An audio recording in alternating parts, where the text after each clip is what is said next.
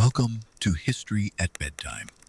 Tonight, let's travel back more than 2,000 years to a land of myth, might, and legacy, the story of the Roman Empire. This tale will take us from a humble riverbank settlement to the mighty halls of emperors, from myths whispered by firelight to the thundering of legions conquering the known world. Then, just as the stars rise and fade, we will drift into the twilight of Rome's power. You can close your eyes, breathe deep, and relax. Let the story carry you away. Before we dive into tonight's bedtime story on the rise and fall of the Roman Empire, I'd love if you could subscribe so you never miss a deep dive bedtime history episode. Gently tap that like button to help others discover our story-driven relaxation. Drop a comment below and tell me where you're listening from. And what part of Roman history are you most curious about?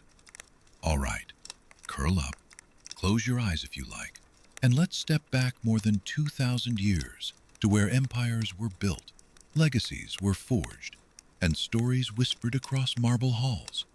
Await. Here begins Rome at night. Our story begins in 753 BCE, along the winding Tiber River. According to legend, twin brothers, Romulus and Remus, were left to die in the wild. But fate had other plans. A she-wolf found them and raised them as her own. When they grew older, the brothers quarreled over where to build a city. Romulus, after slaying Remus, founded Rome. Historians debate the truth of this myth, but we know that by the 8th century BCE, a small Latin village was growing on Palatine Hill. It was ruled by kings, 7 in total, some Etruscan, some Roman. They brought temples, walls, and traditions, but Rome's people grew restless under royal rule. In 509 BCE, the Romans cast out their last king and formed a republic. Power was divided between elected officials called consuls and a senate of noble families. As the republic grew, so did its ambition. Rome conquered its neighbors, Etruscans, Samnites, and eventually all of Italy. But Rome's true rival lay across the sea, Carthage. The Punic Wars tested the republic's strength. Hannibal, Carthage's brilliant general, crossed the Alps with elephants and nearly crushed Rome. Yet Rome endured. In time it defeated Carthage, razed its cities, and declared itself master of the western Mediterranean. By 146 BCE, Rome controlled Spain, Greece, North Africa, and parts of Asia. The Republic was guided by a complex constitution based not on a single document, but on tradition, precedent, and legislation. It was a blend of democracy, oligarchy, and monarchy, a unique balance described by the Greek historian Polybius. In its early years, Rome fought for survival, defending against neighboring Latin, Sabine, and Etruscan tribes. A key early victory came in 396 BCE with the capture of the Etruscan city of Veii. In 390 BCE, however, disaster struck. Gauls under the chieftain Brennus sacked Rome.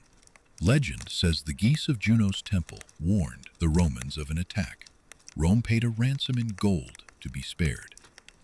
This humiliation spurred future military reforms. Over the next century, Rome expanded throughout the Italian peninsula. Through military conquest and strategic alliances, it defeated rivals such as the Samnites in a series of wars, 343–290 BCE, and the Greek city-states in southern Italy, culminating in the victory over King Pyrrhus of Epirus in 275 BCE. By the early 3rd century BCE, Rome dominated the Italian peninsula, but a new threat loomed to the south.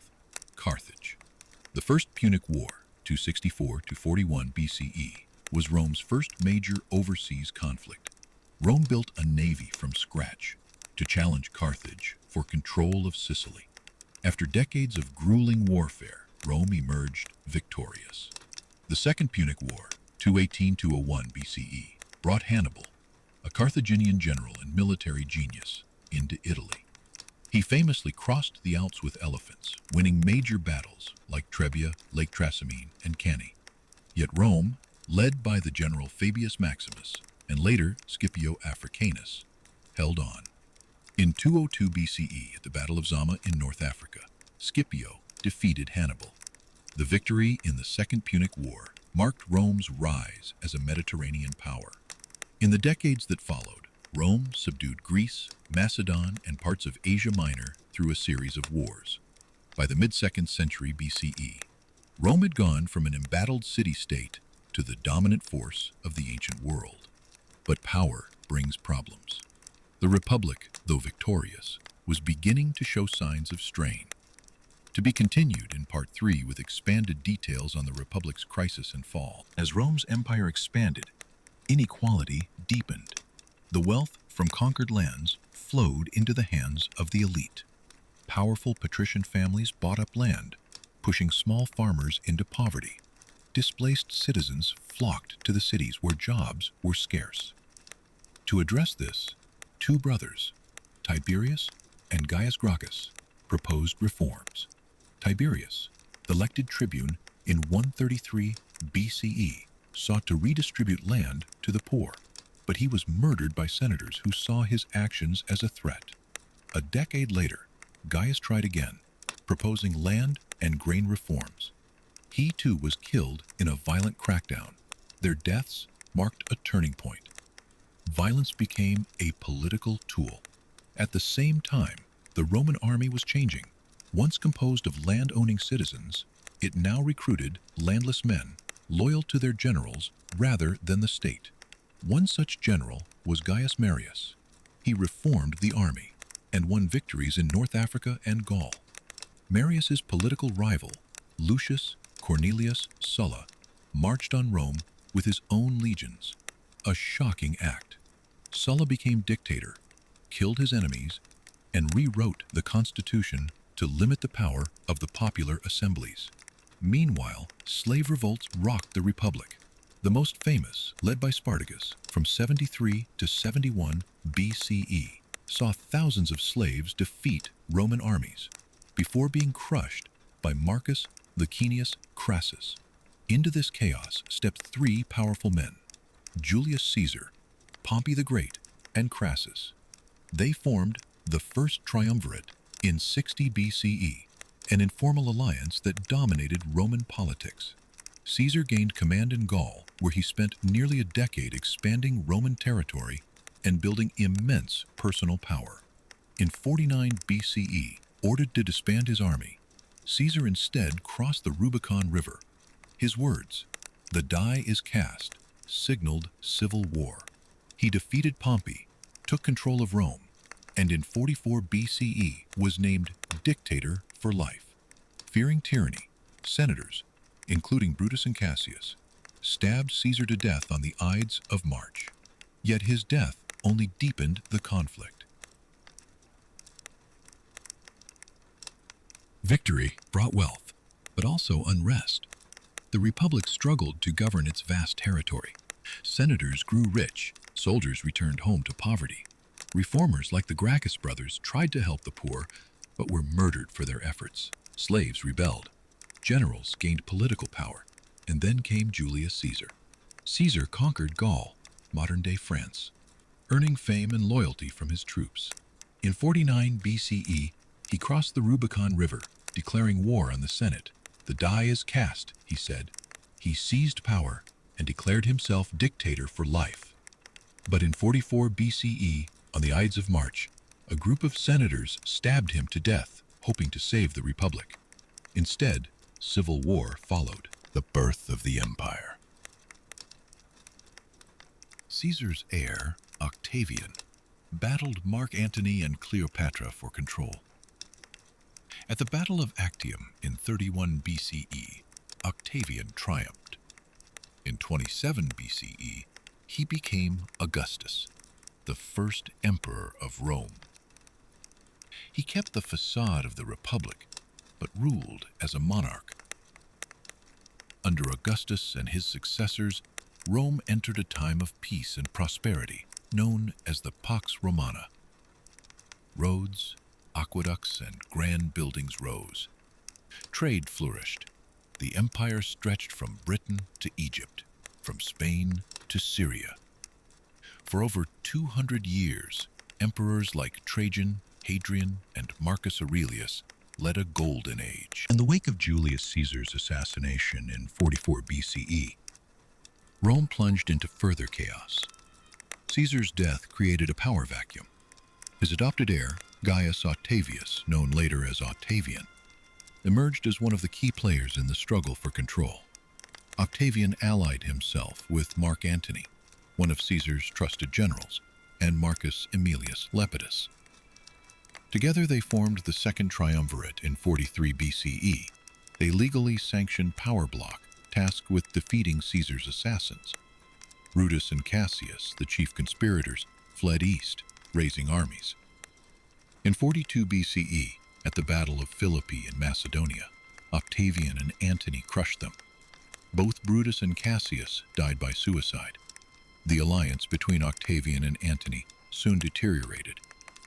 Antony moved to Egypt and formed a famous and politically disastrous alliance with Queen Cleopatra VII. The Roman Senate, still under Octavian's influence, declared war not on Antony directly, but on Cleopatra. In 31 BCE, at the Battle of Actium, Octavian's navy under the command of Agrippa defeated Antony and Cleopatra's forces. A year later, both Antony and Cleopatra took their own lives in Alexandria. With his rivals gone, Octavian stood unchallenged. In 27 BCE, he formally relinquished his emergency powers to the Senate, which, in a choreographed move, granted him new honors and authority.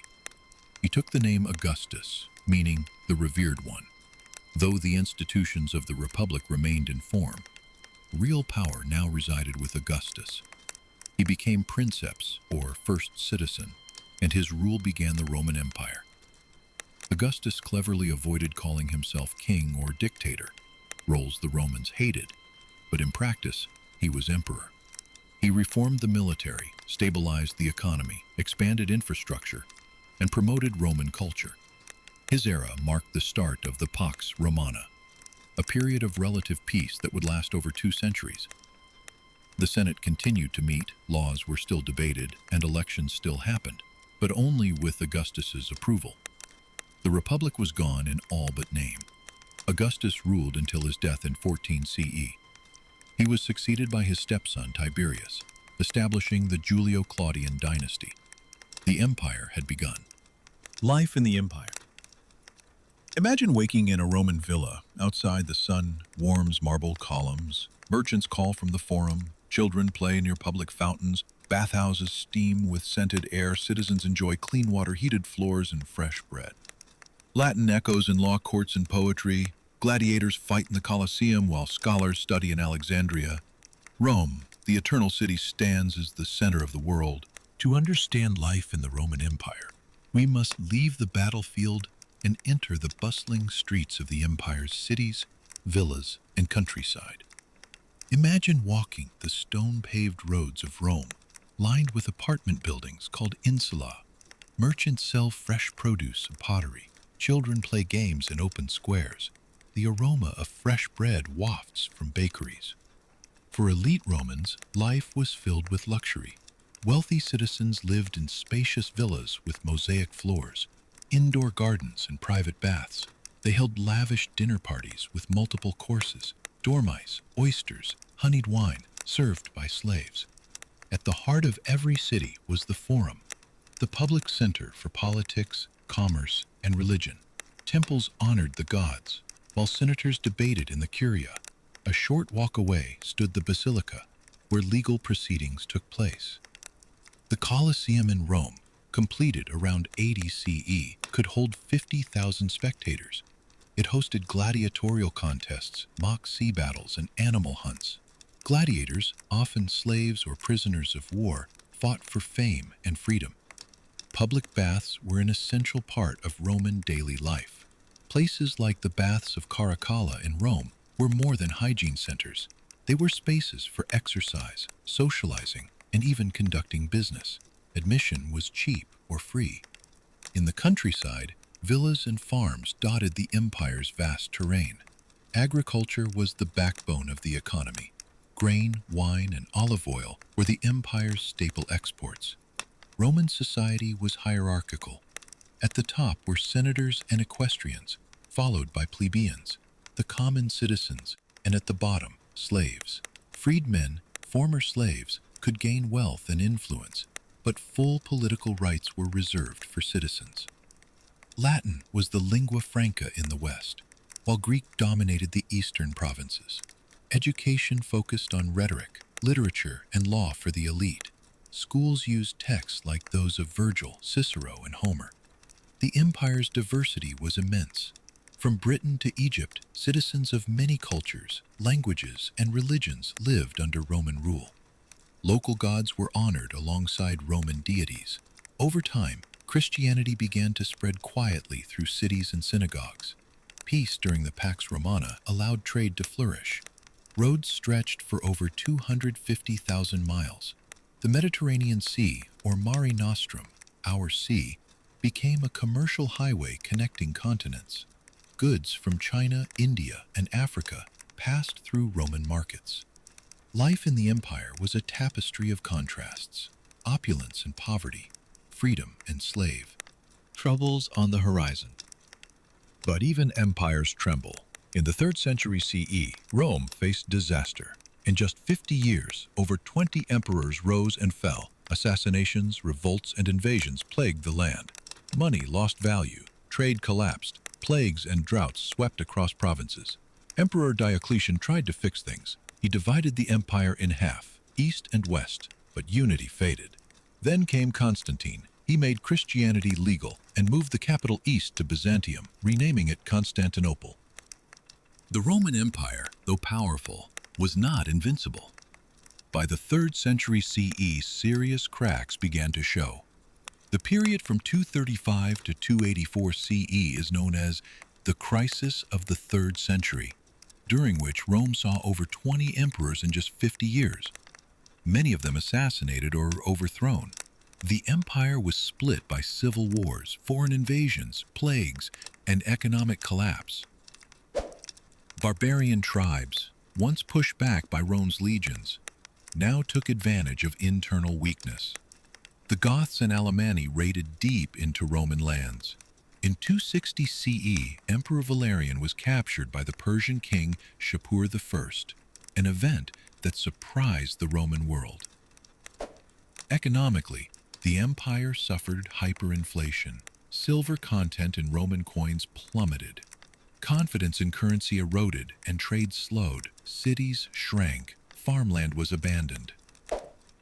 Amid this chaos, Emperor Diocletian rose to power in 284 CE. He brought stability through strong reforms. Most notably, he divided the empire into 2 halves, the Eastern and the Western Roman empires, each ruled by an Augustus and a junior co-emperor called a Caesar. This system was called the Tetrarchy. Diocletian also restructured the military, stabilized prices through the Edict on Maximum Prices, and imposed more rigid social classes. While these changes curbed immediate disaster, they made the empire more autocratic and less flexible. Religious tensions also grew. Christianity, once a small and persecuted faith, had spread widely. Diocletian launched the last and most severe persecution of Christians in 303 CE. Thousands were killed, churches destroyed, but the faith endured and would soon triumph. After Diocletian retired in 305 CE, his system unraveled into more civil wars. Out of the struggle emerged Constantine the Great. After defeating rival emperors, including at the pivotal Battle of the Milvian Bridge in 312 CE, Constantine became sole ruler. According to legend, he saw a vision of the Christian cross before battle, leading him to convert to Christianity. In 313 CE, Constantine issued the Edict of Milan, legalizing Christianity throughout the empire. Then, in 330 CE, he founded a new capital in the east, Constantinople, built on the site of ancient Byzantium. While the East began to flourish, the Western Empire continued to weaken, but the full story of that collapse was still to come. The fall. Barbarians, once allies, now threatened Rome's borders. The Visigoths sacked the city in 410 CE. Vandals followed in 455. The Western Empire grew weak. In 476 CE, a Germanic general named Odoacer deposed the boy emperor Romulus Augustulus. The Western Roman Empire was no more. But the East endured. The Byzantine Empire thrived in Constantinople for nearly 1,000 more years. The final chapters of the Western Roman Empire are a story of slow erosion, desperate defense, and inevitable collapse. After Constantine's death in 337 CE, the empire was once again divided among his sons. Over the following decades, internal rivalries, succession crises, and weak leadership plagued the West. Meanwhile, pressures on the frontiers intensified. The Huns, a fierce nomadic group from Central Asia, began moving westward, displacing Germanic tribes like the Visigoths. In 376 CE, the Visigoths sought asylum inside Roman borders, but were mistreated and soon rebelled. In 378 CE, they crushed a Roman army at the Battle of Adrianople, killing Emperor Valens. This defeat was catastrophic. It revealed that Rome could no longer fully control its borders or manage the migrations of foreign peoples. In 410 CE, Rome itself was sacked by the Visigoths under King Alaric. It was the first time in 800 years the city had fallen to a foreign enemy. Though the Eastern Empire survived, the psychological impact in the West was immense. The Western Empire staggered on. By the mid-5th century, other barbarian groups like the Vandals, Suebi, and Ostrogoths carved out kingdoms in former Roman territories. The Vandals famously sacked Rome again in 455 CE. In 476 CE, the last Roman emperor in the West, Romulus Augustulus, was deposed by the Germanic chieftain Odoacer. This event traditionally marks the end of the Western Roman Empire. But it was not a dramatic fall. It was more like the extinguishing of a fading flame. Roman culture, law, and language endured in successor kingdoms. The Eastern Roman Empire, known as the Byzantine Empire, continued for nearly another 1,000 years. The legacy of Rome survived in architecture, philosophy, governance, and faith. Its memory shaped medieval kings and Enlightenment thinkers. Even today, echoes of Rome reach us in our roads, our laws, and our dreams of civilization. As the stars now hang quietly overhead, remember, even the greatest empires fade, but their stories endure.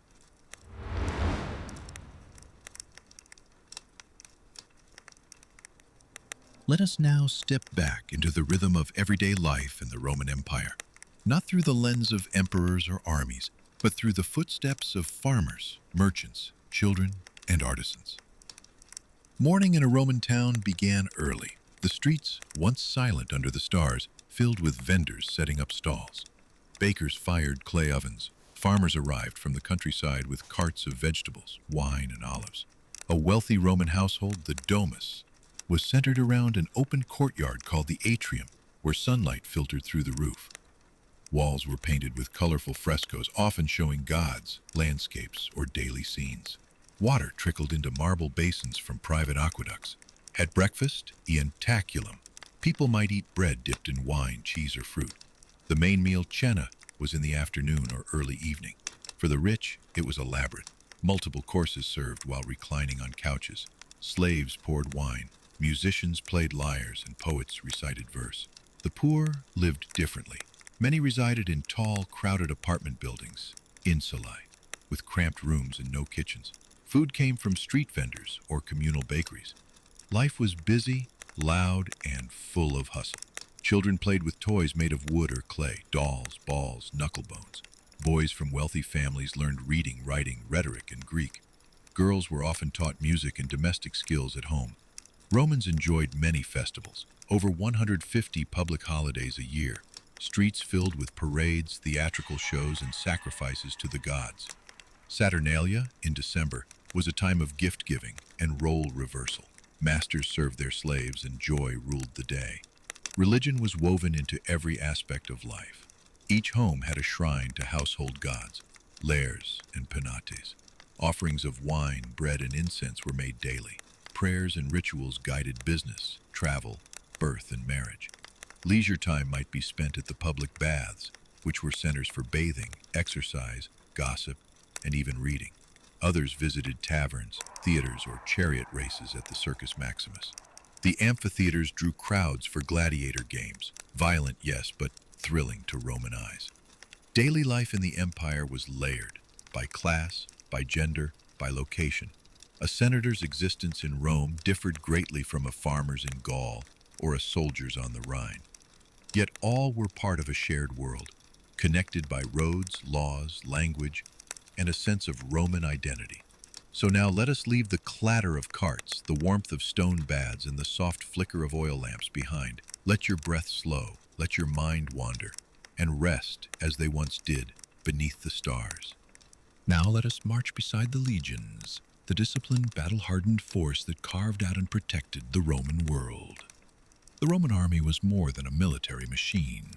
It was a path to glory, a tool of statecraft, and a builder of empires.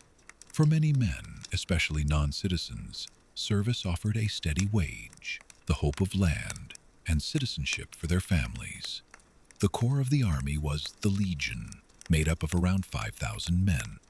Each legion was divided into cohorts, centuries, and contubernia, groups of 8 soldiers who shared a tent, meals, and duties. Training was relentless. Recruits ran, marched, built fortifications, and drilled in combat every day.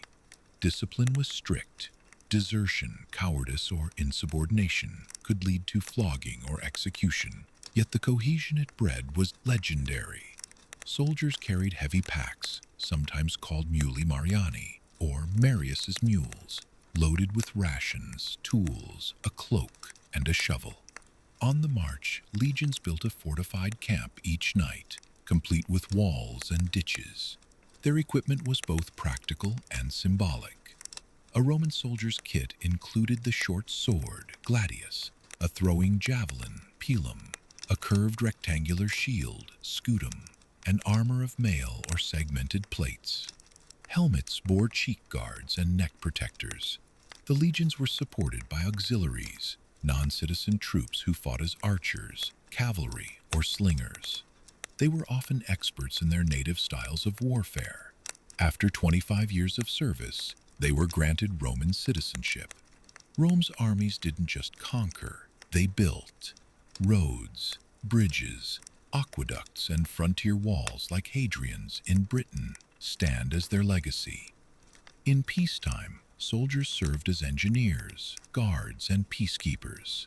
Famous generals like Scipio Africanus, Caesar, and Trajan led legions to victories that reshaped the map. But the army's greatest strength was not its leaders, but its unity. Soldiers from all corners of the empire spoke Latin, shared rituals, and swore loyalty to the emperor. Service was long and hard.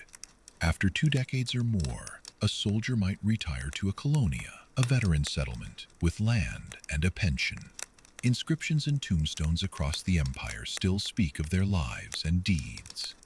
So now, as the footsteps of boots fade into the distance and the torches of the camp flicker low, let your thoughts drift from the clamor of sword and shield.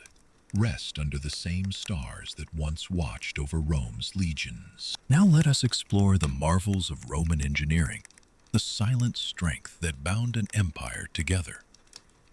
Rome was a builder's civilization. Its engineers raised aqueducts that carried fresh water across hills and valleys, roads that stretched more than 250,000 miles, and monuments that have stood for centuries. Their mastery of concrete, arches, and planning reshaped the ancient world.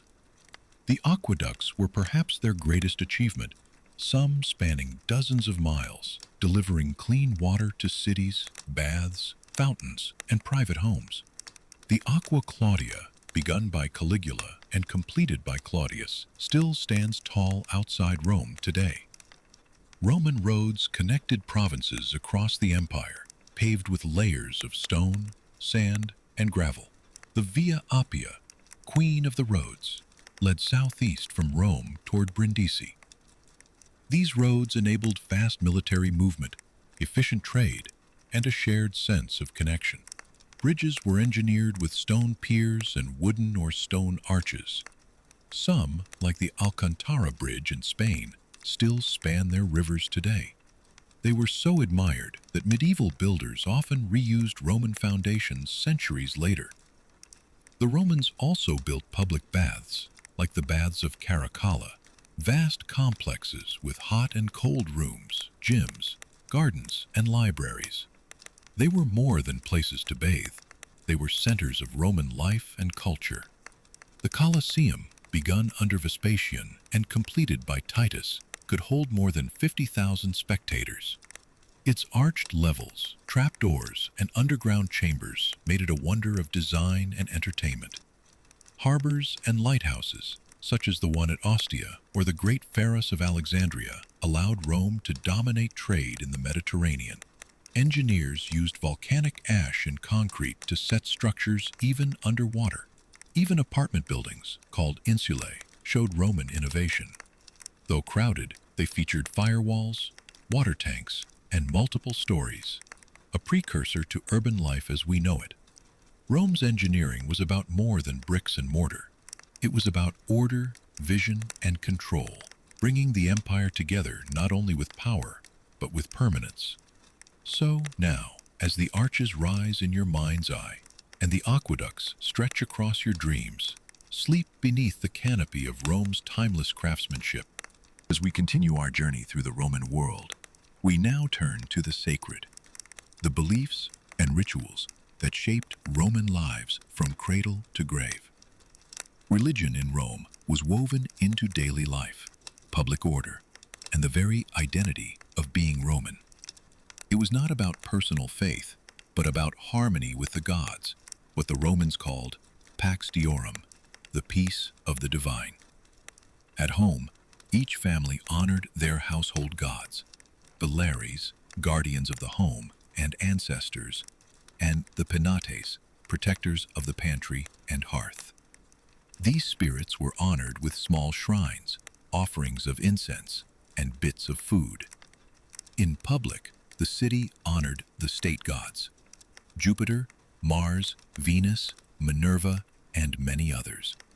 Temples dotted the urban landscape, where priests, known as flamines, led sacrifices, prayers, and rituals.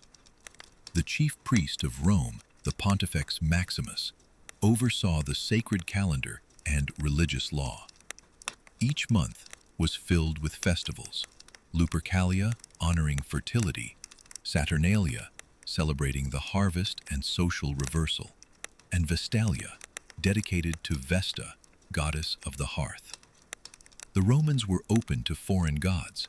As the empire expanded, they adopted deities from Egypt, Gaul, and the East, like Isis, Mithras, and Cybele.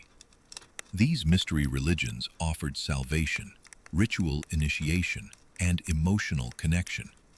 But religion was also political. Emperors were often deified after death, their temples erected to encourage loyalty.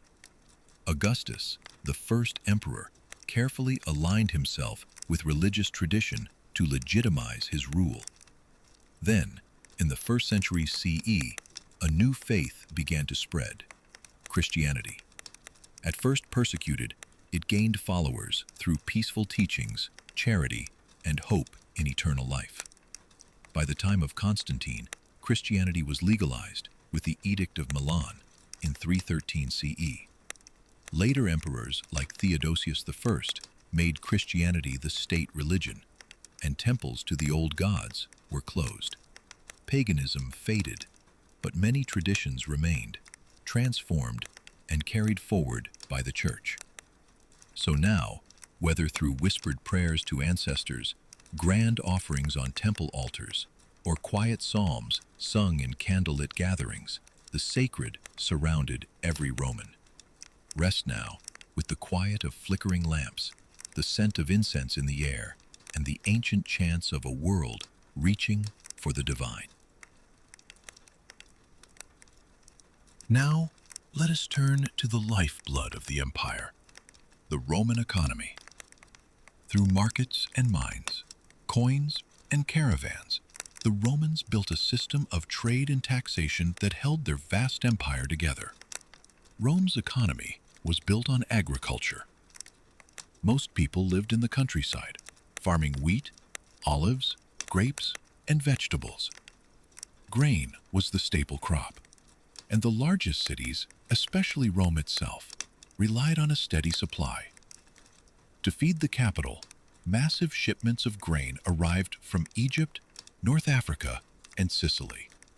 These cargoes were stored in giant granaries and distributed to the poor as part of the annona, a public grain dole.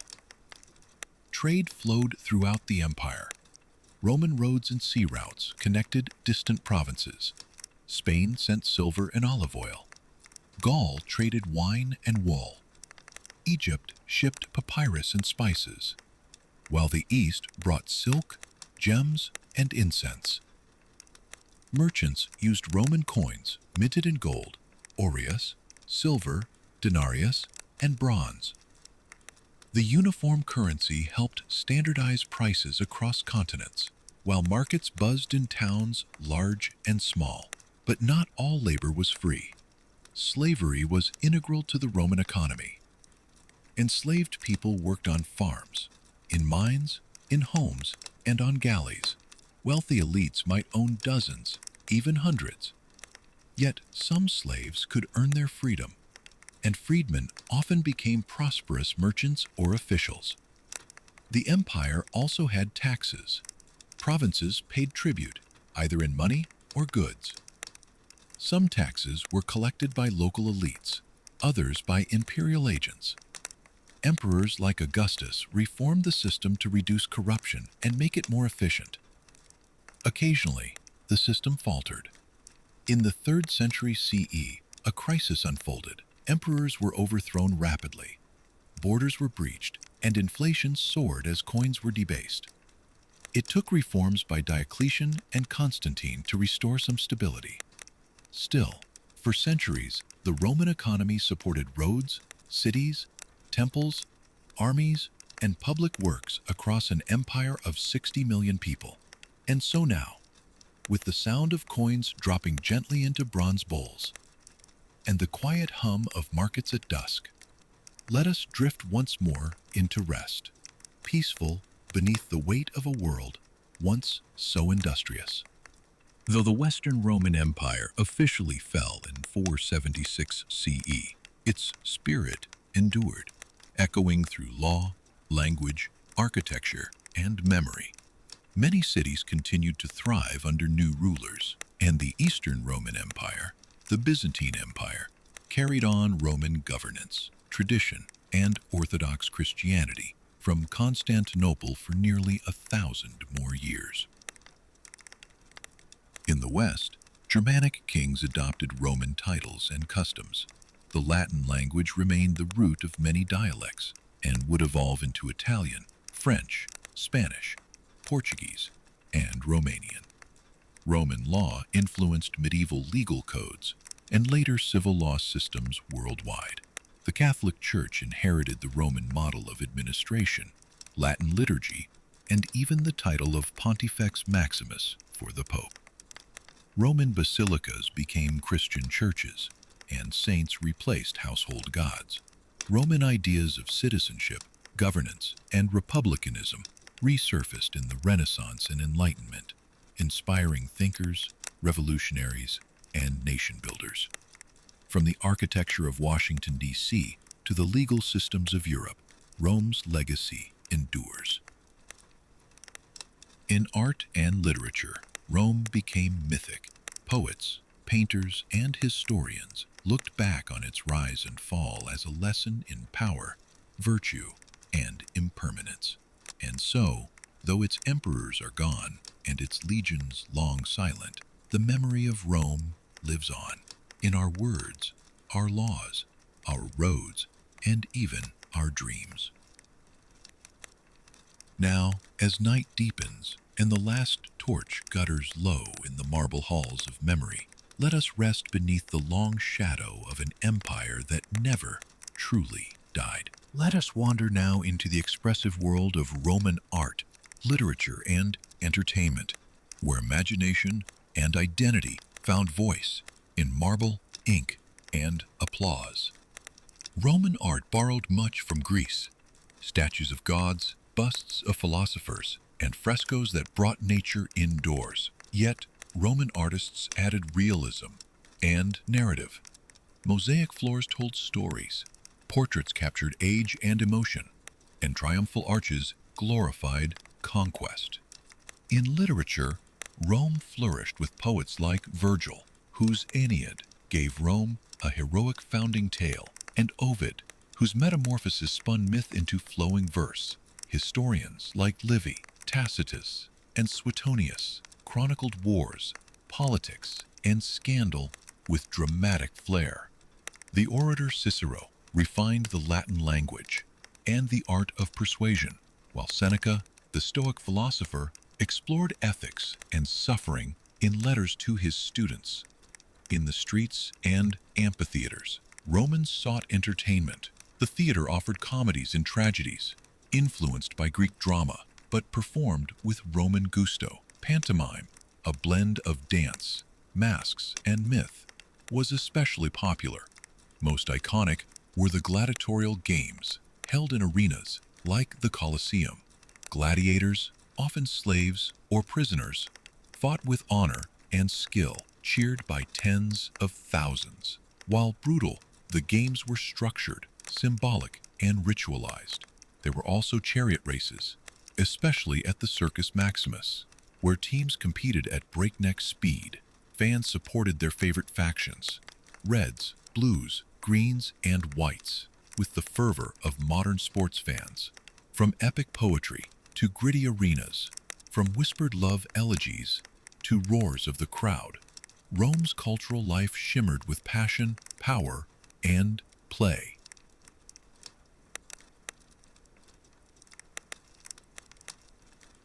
We will gently explore the foundation that held the Roman world together, its laws, its citizens, and the delicate balance between rights and duties.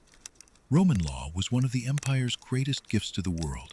It began with the 12 tables, written in 450 BCE, posted in the Forum for all to see. These laws gave structure to daily life, covering marriage, property, debt, and justice. As the Republic expanded, so too did its legal thinking. Judges, called praetors, helped interpret and adapt old rules to new circumstances. Legal scholars like Gaius wrote manuals that influenced later generations. In the imperial age, emperors issued edicts and rescripts that became law. The emperor's word held power, yet it often reinforced traditional Roman values: family, duty, and order. Roman citizenship was prized. Citizens could vote, marry legally, and appeal decisions. Initially only granted to Romans, it was slowly extended to allies, then provincials. In 212 CE, Emperor Caracalla made all free men in the empire citizens, with the Constitutio Antonina. Citizenship came with responsibilities: military service, taxes, civic duty. But it also built unity. Across vast lands, a shared identity grew. To be Roman was to be part of a legal and cultural order. Even today, echoes of Roman law guide legal systems around the world, through fairness, precedent, and reason. In the early Republic, a woman's life was bound to her family. A Roman girl grew up under the legal authority of her father, Patria Potestas. She learned domestic skills, modesty, and devotion. Upon marriage, she joined her husband's household, often as part of a political alliance. But women were far from passive. In private, they managed estates, raised children, and maintained the cultus of the household gods. Many became literate, educated in philosophy, poetry, and law. Some, like Cornelia, mother of the Gracchi brothers, were known for wisdom and political influence. She called her sons her jewels. Others, like Hortensia, spoke boldly before the Roman Senate. Under the empire, women gained greater independence. Though they could not vote or hold office, elite women like Livia Drusilla, wife of Augustus, shaped politics from behind the scenes. Empresses often served as symbols of Roman virtue and power. Roman women took part in religious life too. The Vestal Virgins, priestesses of Vesta, kept the sacred flame of Rome burning. Chosen as children, they lived in purity for 30 years and wielded influence and prestige. In business, women could own property, run shops, and engage in trade. Tomb inscriptions record female bakers, merchants, and even builders. So now, as torchlight glimmers on a marble villa and the voices of Roman women echo softly through history, rest in the presence of their quiet strength, the quiet brilliance of Roman medicine and science, disciplines born from observation, inherited from Greece, and shaped by Roman practicality. In ancient Rome, medicine was both sacred and practical.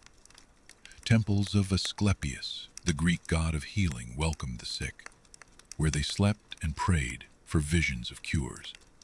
Yet Roman doctors also treated wounds, set bones, and performed surgeries using tools remarkably similar to modern ones.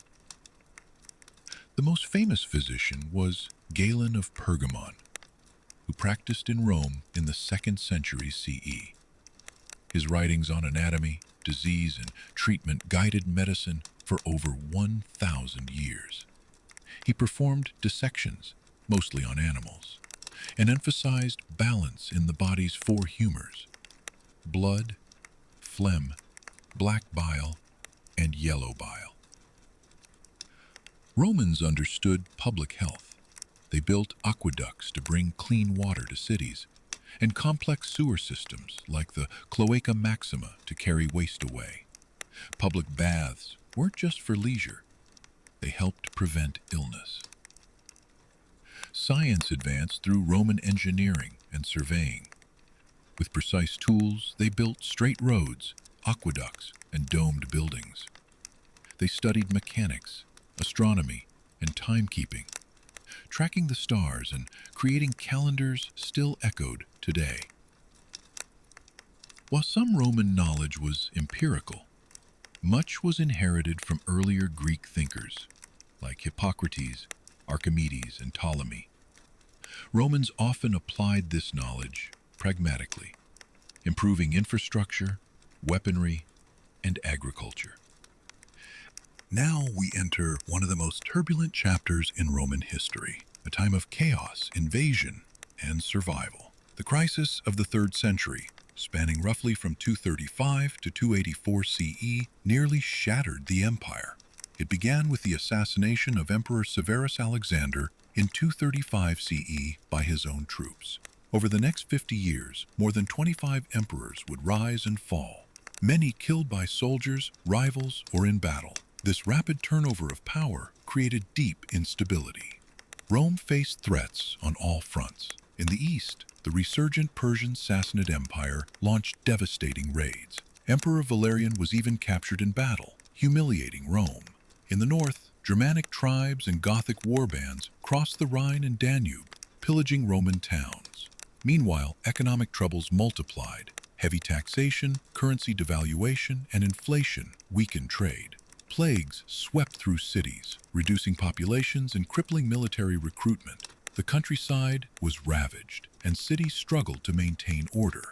Some provinces broke away entirely. In Gaul and Britain, the Gallic Empire was declared, while in the east, the wealthy city of Palmyra, under Queen Zenobia, created a semi-independent empire. These splinter states ruled for years, challenging Rome's unity. And yet, amidst the darkness, Rome endured. Generals still loyal to the empire fought back. One such figure, Aurelian, reigned 270-275, reconquered both Gallic and Palmyrene territories, earning the title Restitutor Orbis, Restorer of the World. The crisis ended with Diocletian's rise in 284 CE. A reformer and organizer, Diocletian restructured the empire's administration, stabilized the currency, and divided power between co-emperors, laying the foundation for the Tetrarchy. So tonight, as the storms of history swirl and swords clash in distant valleys, we remember that even in its darkest hours, Rome found a way to survive. After the storm of the 3rd century crisis, the empire needed not just healing, but a new vision.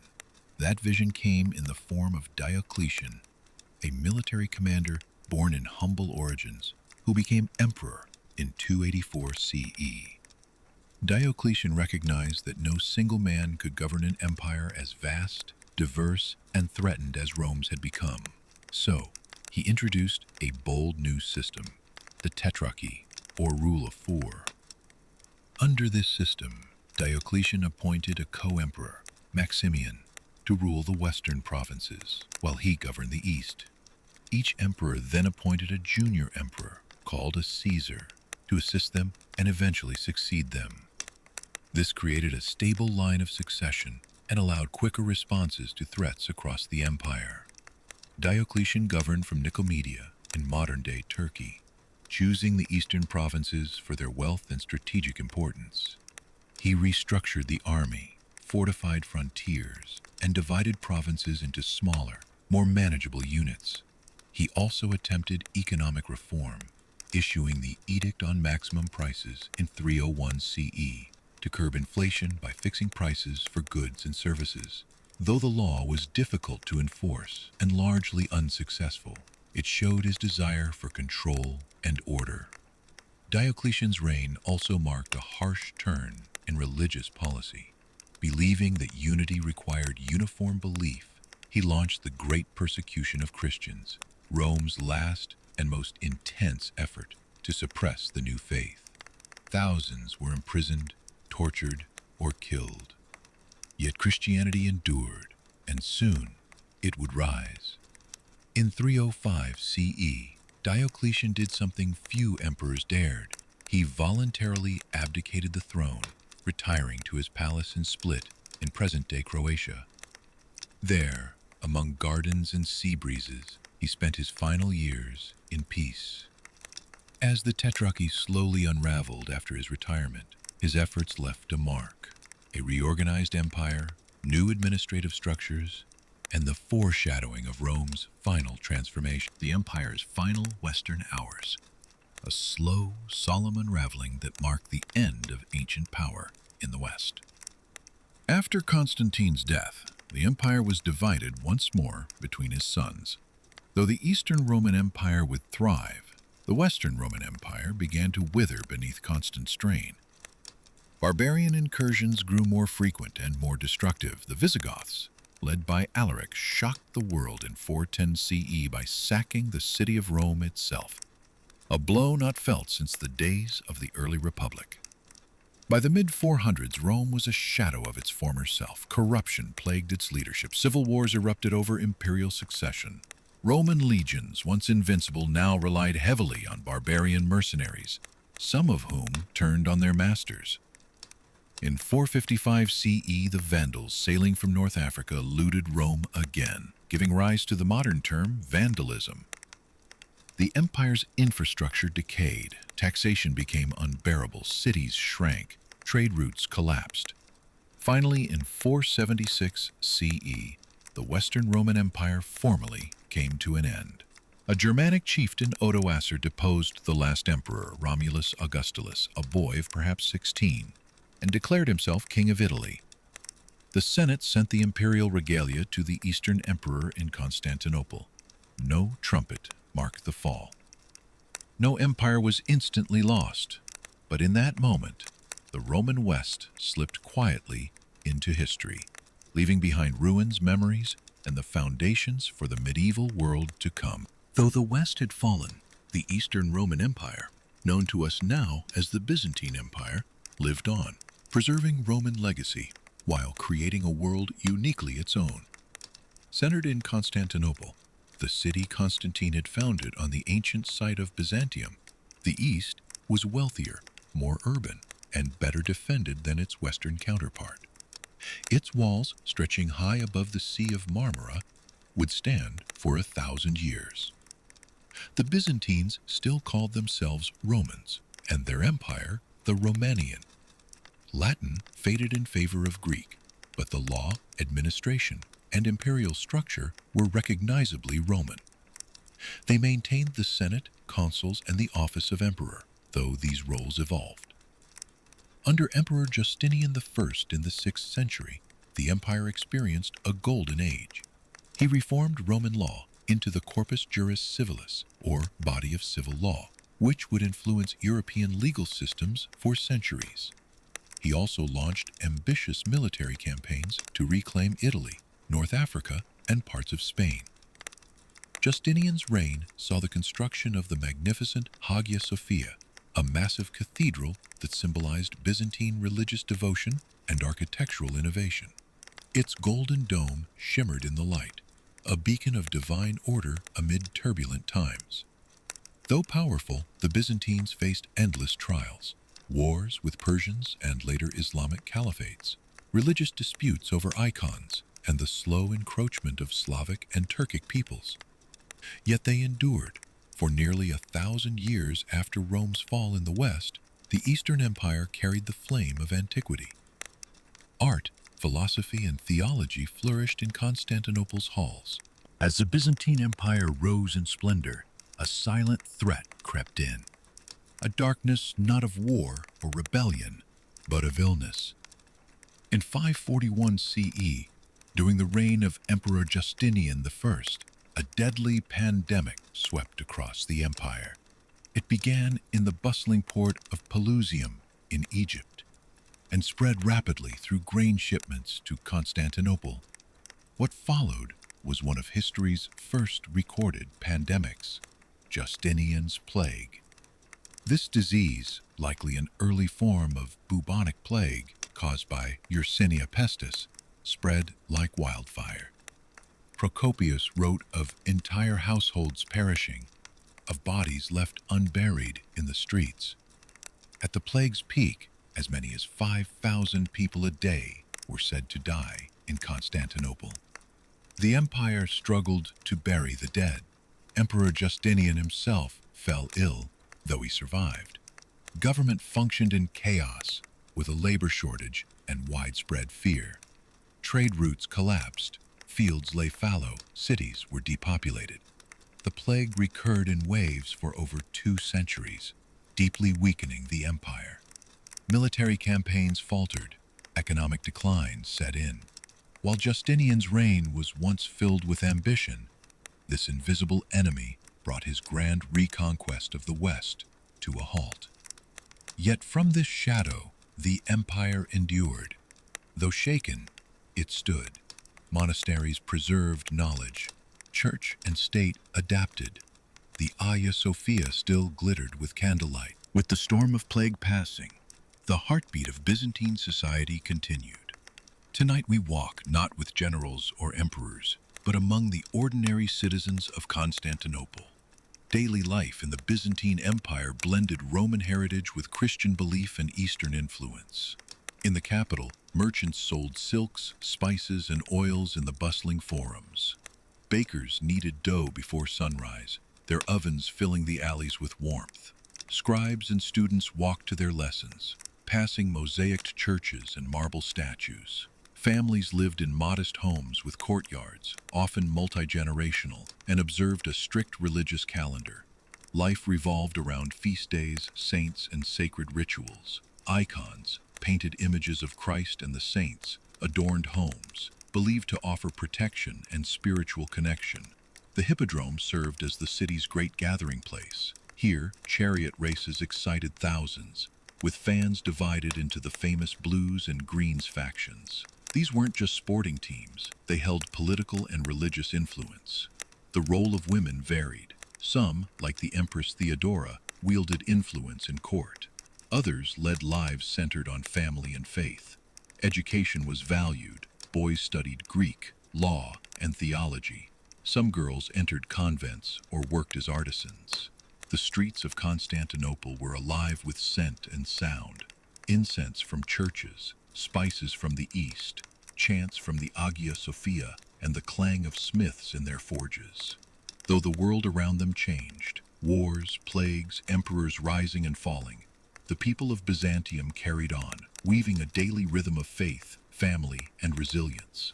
As Byzantine society blossomed with ritual and faith, a great spiritual storm began to stir, one that would divide families, communities, and emperors themselves. It was known as the iconoclast controversy. Beginning in the early 8th century, Some emperors came to believe that the veneration of icons, painted images of Christ, the Virgin Mary, and the saints, had gone too far. These sacred images, they argued, had become idols. In 726 CE, Emperor Leo III ordered the removal of religious icons from churches and homes. This began a period of iconoclasm, meaning image breaking. Imperial troops entered churches, tearing down centuries-old mosaics and frescoes. Monks and lay people who resisted were exiled, imprisoned, or even executed. For the devout, this was more than policy. It was an assault on their faith. Not all supported the emperor's stance. Many in the church, particularly in the western regions and Rome, opposed iconoclasm. They believed that icons served as visual theology, ways to teach, remember, and honor the divine. Empresses like Irene of Athens eventually worked to reverse these policies. In 787 CE, the Second Council of Nicaea declared the veneration of icons acceptable once more, distinguishing between worship of God and respectful honor of images. But peace was brief. A second wave of iconoclasm emerged under Emperor Leo V in 814 CE and lasted until the mid-9th century. The issue wasn't finally settled until 843 CE, when Empress Theodora restored icons to their rightful place in churches. This event is still celebrated in the Eastern Orthodox Church as the triumph of orthodoxy. This controversy was not just religious. It reflected deeper tensions between imperial authority and church tradition, between East and West, and between differing visions of piety. The Byzantine Empire survived not only by force of arms, but by the subtle art of diplomacy. Surrounded by powerful enemies and shifting alliances, Constantinople became a master of survival through negotiation, espionage, and strategic marriages. Byzantine diplomacy was conducted with great ceremony and precision. Foreign envoys were received with pageantry inside the imperial palace, where gold mosaics glittered and court officials observed ancient protocols.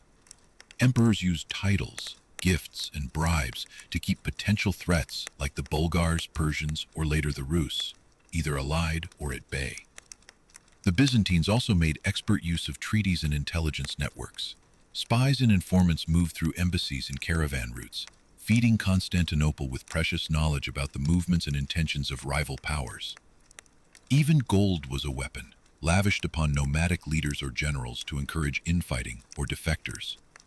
But diplomacy was only part of their strength. The Byzantine military evolved from Roman legions into elite units like the Tagmata, professional troops stationed in and around the capital. The thematic system, developed after the 7th century, divided the empire into provinces called themes, each led by a general responsible for defense. Local farmers served as soldiers in times of need, creating a powerful mix of standing and reserve forces. One of the Byzantines' most feared weapons was Greek fire, a mysterious flammable liquid launched from siphons aboard their ships. It clung to water, igniting enemy fleets and earning awe and terror. Its exact formula remains a secret lost to history. Their military engineering was also formidable. Constantinople's triple walls, moats, and towers were nearly impenetrable. For centuries, these defenses withstood sieges by Persians, Arabs, and Slavs. Only in 1204 and 1453 would the city fall, first to Latin crusaders, then to the Ottomans. As the centuries passed, a spiritual rift began to widen between the two great centers of Christianity, Rome in the west and Constantinople in the east.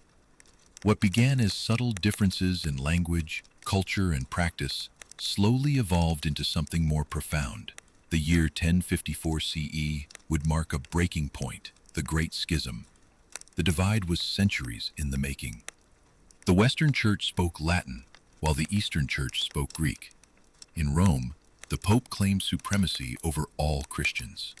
But in Constantinople, the Patriarch stood as spiritual head of the Eastern Church, equal in dignity, but independent in authority. Tensions escalated over practices, such as the use of unleavened bread in the Eucharist, the Filioque clause, an addition to the Nicene Creed made by the West without consulting the East, and debates over clerical celibacy, church governance, and the authority of the papacy. In 1054, Pope Leo IX sent Cardinal Humbert to Constantinople to demand submission from the Eastern Church. In the Grand Hagia Sophia, Humbert placed a bull of excommunication on the altar, condemning Patriarch Michael Cerularius. In turn, the Patriarch excommunicated Humbert and his party. The two sides had officially broken communion. Though attempts were made in later centuries to reconcile, the schism would endure, dividing Christianity into Roman Catholicism and Eastern Orthodoxy. The breach reflected deeper cultural and political divides between Latin West and Greek East, between centralized power and conciliar tradition. As the 11th century unfolded, the Byzantine Empire found itself both seeking aid and facing peril from a rising force in the West, the Crusades. What began as a call to help defend Christian lands soon spiraled into a series of holy wars that would reshape the medieval world and devastate Byzantium. In 1095, Emperor Alexios I Komnenos requested military support from the West to combat Turkish advances in Anatolia. Pope Urban II responded, launching the First Crusade with a fiery sermon at Clermont, calling on Western knights to reclaim the Holy Land. Tens of thousands of crusaders poured eastward, armored pilgrims seeking salvation, adventure, and land. At first, Byzantium tried to manage this influx. Alexios secured oaths of loyalty from crusader leaders and hoped to regain lost territory. Indeed, early campaigns helped recover cities like Nicaea and Antioch, but tensions simmered. Crusaders distrusted the Byzantines, viewing them as overly cautious and foreign. Byzantines, in turn, saw many crusaders as unruly, undisciplined, and dangerous. Later crusades bypassed imperial coordination altogether. The breaking point came in 1204, during the Fourth Crusade. Diverted from their original mission, Western forces turned on Constantinople itself. In a tragic and brutal siege, crusaders sacked the city, looting churches, burning homes, and desecrating relics. The Hagia Sophia was stripped bare. Even ancient texts and icons were stolen or destroyed.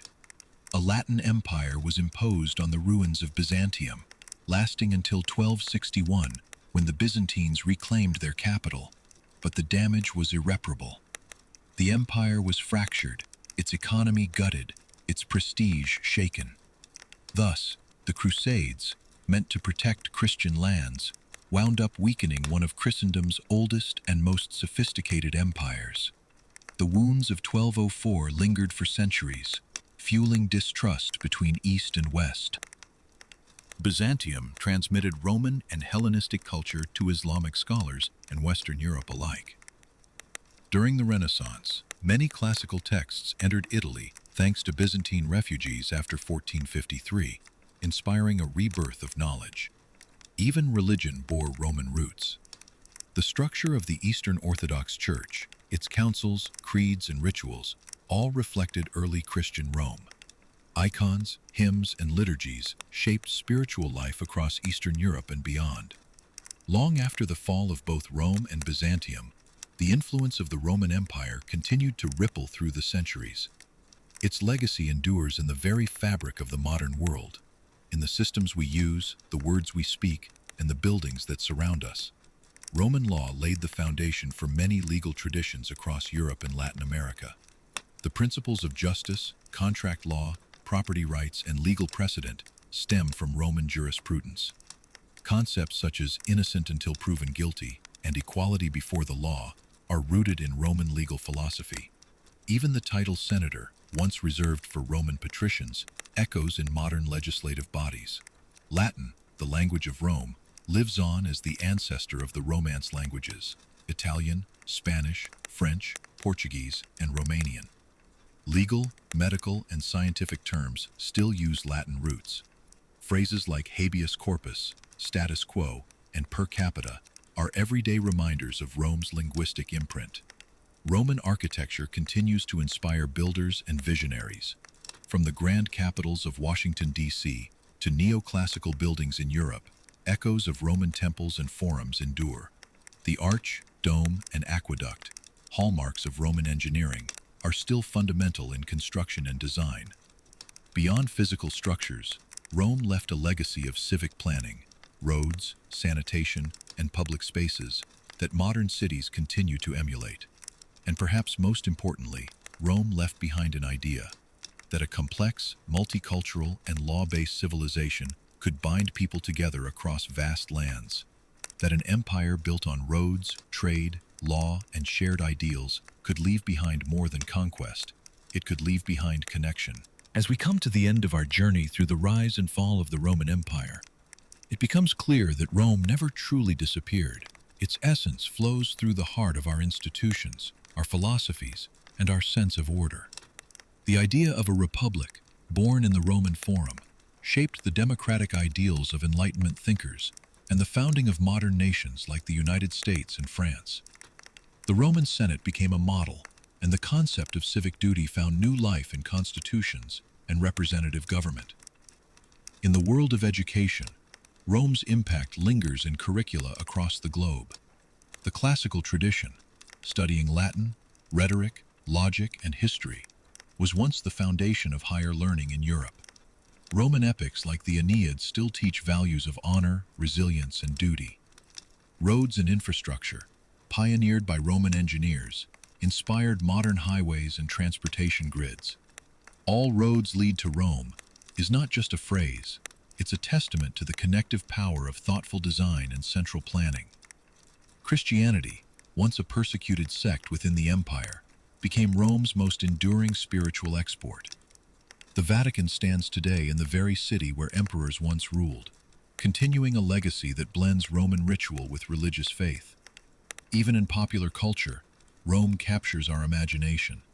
Films, novels, games, and art return to its grandeur and intrigue, from Julius Caesar to gladiators, from emperors to philosophers. Rome, then, is more than a chapter in history. It is a foundation, a cultural and intellectual seed planted across continents and centuries. Thank you for joining us on this long and peaceful journey through the rise and fall of the Roman Empire. Together, we've wandered from the myths of Romulus and Remus, through the might of Caesar's conquests, the firelit debates of the Senate, and the enduring prayers within the Hagia Sophia. We followed the empire as it split, faltered, endured, and ultimately transformed the world. Rome was never just a place, it was an idea of strength, law, order, and vision. Its story is one of ambition and failure, wisdom and excess, faith and fire. It reminds us that all things rise and fall, but great ideas endure in the minds and hearts of those who remember. As you rest now, imagine the stars above the Forum, the whisper of togas along marble halls, and the voice of Cicero echoing in a quiet courtyard. Imagine emperors watching the sun set over 7 hills, and know that in remembering them, you keep the dream of Rome alive. As we drift into the final moments of our story, let us reflect on the legacy of Rome. Few civilizations have cast as long and lasting a shadow as the Roman Empire. Its influence is woven into the fabric of our world, in law, language, architecture, government, engineering, and religion. Roman law, with its principles of justice, contracts, and citizenship, formed the foundation for many modern legal systems. Latin, once the language of the empire, evolved into the Romance languages: Italian, French, Spanish, Portuguese, and Romanian. Its vocabulary still echoes in English, especially in science, law, and government. Roman architectural innovations, arches, domes, concrete, still inspire builders today. From the U.S. Capitol to European cathedrals, Roman design endures. Even governance bears Rome's imprint. The Roman Republic's checks and balances influenced the framers of the United States Constitution. In religion, Christianity, once persecuted, became the empire's official faith and shaped the Western world. The Catholic Church, centered in Rome, inherited both spiritual and administrative traditions of the empire. The memory of Rome endured through the Middle Ages as emperors and kings claimed its mantle. The Holy Roman Empire invoked its name. Renaissance scholars looked to Roman texts for wisdom. Enlightenment thinkers saw in Rome a model of virtue and decay, power and peril. Today, when we speak of empires, republics, citizenship, or senates, we echo Rome. Its roads, its ruins, its literature, all continue to whisper to us across time. So now, as you rest and the sounds of the night settle in, take comfort in knowing that even in endings, there are echoes. Even in ruins, there is beauty. And even in sleep, there are stories. Thank you for joining me tonight. Sleep well, and I'll see you again for another Bedtime in History.